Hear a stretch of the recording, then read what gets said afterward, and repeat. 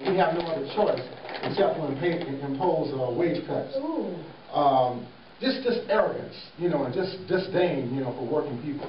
Also, they're attacking the health care benefits of the unions. The main union there is ASME, the American Federation of State, County, and Municipal Employees. They have health insurance for the workers, for their spouses, mates, for their children. This is being attacked in the corporate media now. It's like, we can't afford to pay for the health insurance costs of people's children, of their companions. We can't afford that. And making it appear as if, yeah, these people are just, living high on the hog because they have health insurance. Pensions, they're attacking as well. Time off, vacation time. They're saying, oh, these people get, 3-4 weeks vacation time per year. Now these are benefits that have come out of decades of struggle of working people in the city of Detroit. Not only city workers, but also people in heavy industry, because we know that the automotive industry contributed immensely to the various benefits that working people enjoy today. The 8-hour day, the paid holidays, health care, pensions, job security, all of this came out of popular struggle. These are not benefits that were given to working people. We fought for these things over the decades. 200 years of struggle for the 8-hour day in unions alone in this country. Exactly. Yeah. So, to attack these, advancements, benefits is really an attack on the struggle of working people in this country. So these are some of the things that are going on in Detroit. I'd also like to mention the school system. It's also under attack. Because a lot of people aren't working, there's a high foreclosure and eviction rate, and the fact that the school system is funded heavily through property taxes.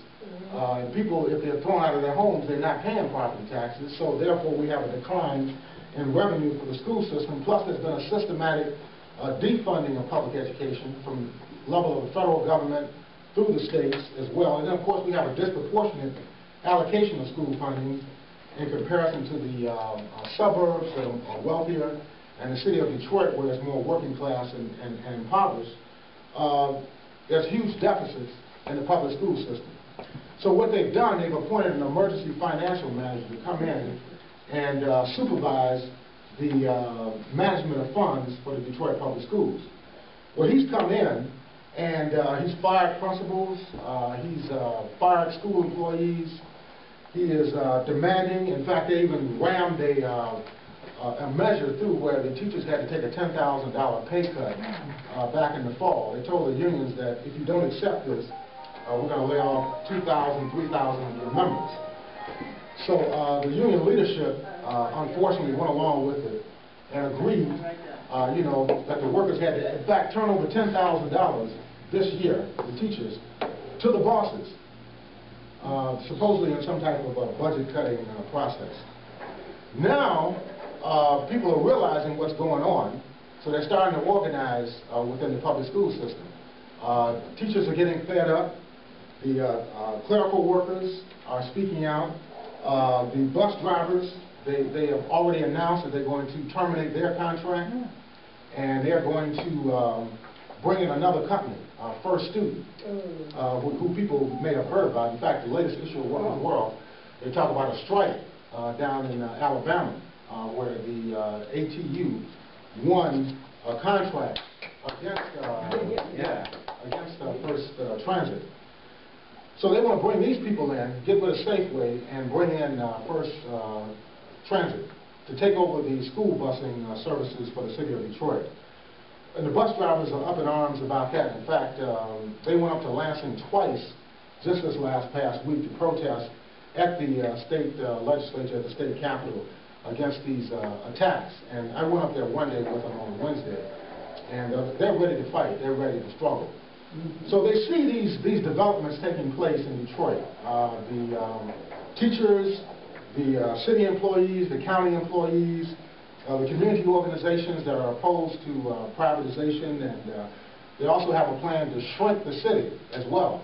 because of the high foreclosure rate. Now they're talking about going in, bulldozing whole sections of the city, and fencing them off. Totally. You know, and then putting it up to the highest bidder for these land speculators to come in and take over huge sections of Detroit. They're using this as a rationale for cutting city employees and county employees, saying that we don't have the population we used to have, we don't have the resources we used to have, so therefore we have to lay off huge numbers of city employees, public employees.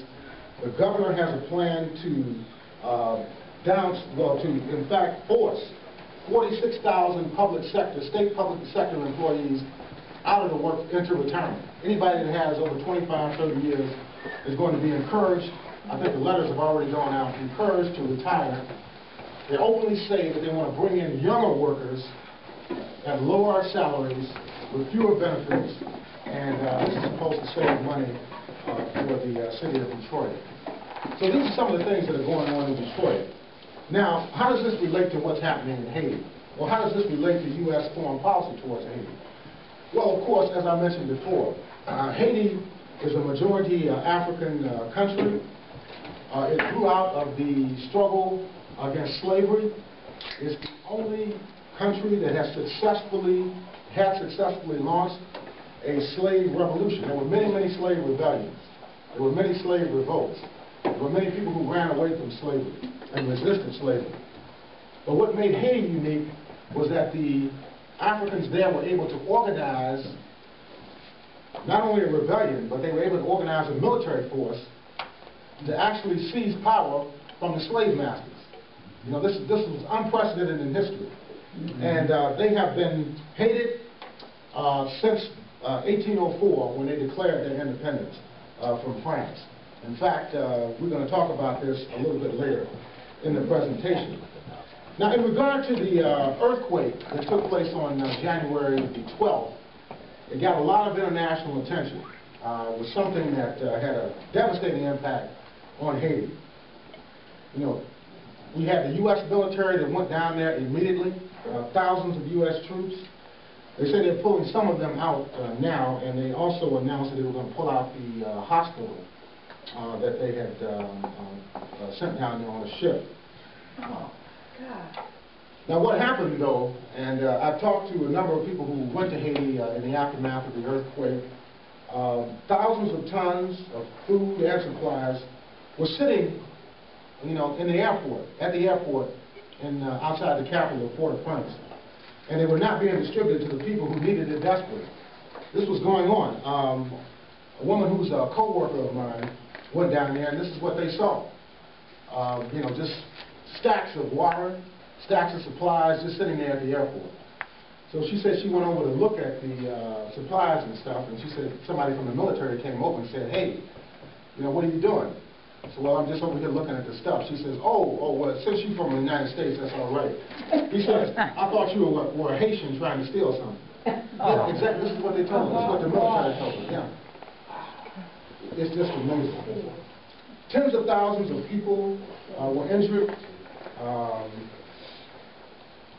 They're estimating that 200,000 people are known dead in Haiti as a result of the earthquake. It was 7.0 in its magnitude. At the epicenter of the quake, people had not been provided with any outside assistance for weeks. U.S. helicopters flew over the area and dropped pieces of bread to the thousands of survivors on the ground. They wouldn't even work with the community organizations there in Haiti. Just, you know, racism. I don't know whether they were afraid of the people, but you still had organizations. You still had local government that they could have worked with to distribute relief. This was not done. As a result of this disconnect between the Haitian people and the Western-based relief effort, anger grew among many of the people at a grassroots level in Haiti. We also saw demonstrations on the part of people in Haiti against the lack of distribution of the assistance that was sent down there. In an Associated Press article on January the 22nd, it stated, quote, "As aftershocks still shook the city 9 days later, and aid workers streamed into Haiti with water, food, drugs, latrines, clothing, trucks, construction equipment, telephones, and tons of other relief supplies. The International Red Cross called it the greatest deployment of emergency responders in its 91-year history, unquote. Wow. Nonetheless, the distribution of this assistance was extremely slow. The Associated Press article continued by pointing out that, quote, the built-in bottlenecks of this desperately poor, underdeveloped nation and the sheer scale of the catastrophe still left many of the hundreds of thousands of victims without help. The U.S. military reported a